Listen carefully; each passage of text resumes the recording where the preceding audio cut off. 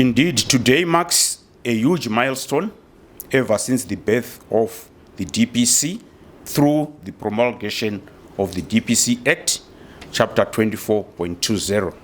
The Deposit Protection Corporation was a division of the regulator, namely RBZ.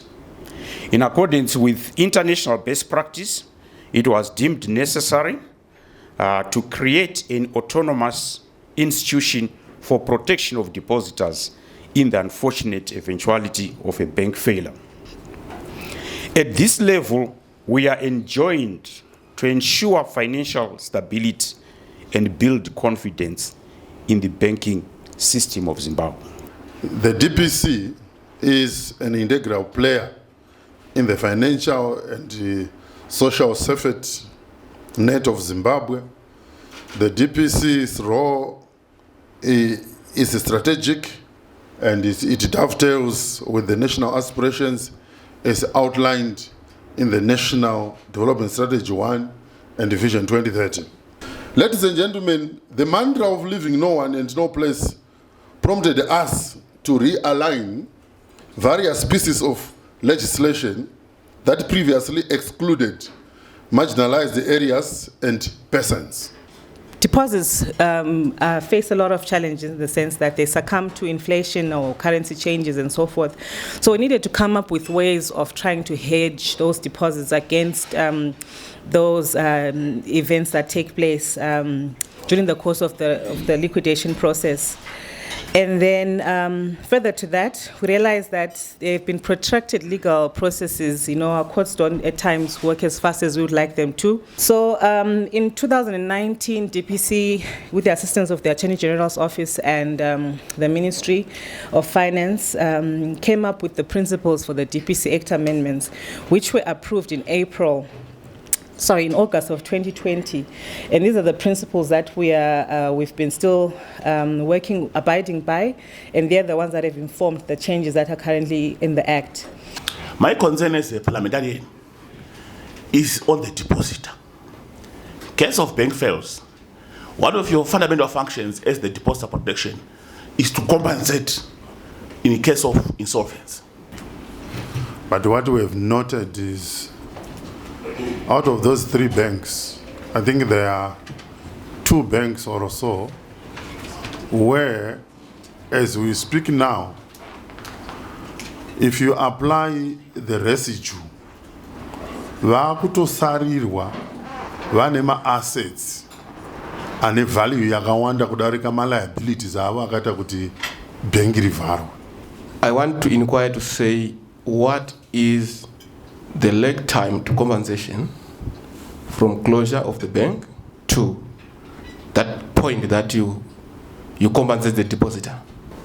At the time that these banks collapsed, to my knowledge, without the technical figures, most of the banks were in the rate of between 20 million USD to about 30 million USD. That was the situation which caused the banks to go down. In February 2019, there was recalibration of the currency from USD to ZW. So by operation of law, those obligations which were denominated as 20 million USD or 30 million USD became 20 million ZW. So where you were supposed to pay 20 million, you can now sell a flat and say, I've paid in full by operation of law. Ordinarily, our laws are prospective and not retrospective. Compensating of depositors. One of the principles that there is no way we can compensate all of you 100%. Why? Because if you do that, you create what is called moral hazard. The banks are going to be reckless. What happens if the bank in which you're actually keeping the money goes under?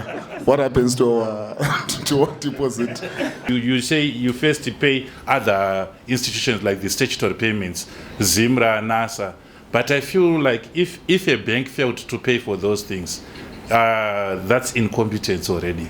Yeah, to be honest, there used to be a problem, and that was well before my time, that all the money that we received was being kept in semi-liquid assets. This is the international best practice, because we are saying if a bank fails, you must be able to pay within 7 days. So you could not go long on your investments. But we had to tweak the international best practice to meet the particular situation of Zimbabwe. So you'll be pleased to know that we have diversified the portfolio. So one of the things she mentioned in the presentation was that one of our core mandates is to grow the fund. And our mandate in the PLC is to look at just one thing in respect of bills, to see if the bill complies with the requirements of the Constitution, if the bill does not infringe any provision of the Constitution. So one hopes that our discussion with all the considerations that have been made in this forum will come on board. I stand before you today, ladies and gentlemen, on behalf of DPC to express our profound gratitude for you taking the time to gather here to discuss a matter of utmost importance. I wish to express our sincere gratitude once again for your presence here today. Your dedication to serving the interests of the people of Zimbabwe is truly commendable. And we are confident that together we can achieve the great strides in strengthening our financial sector for the betterment of all Zimbabweans. I thank you.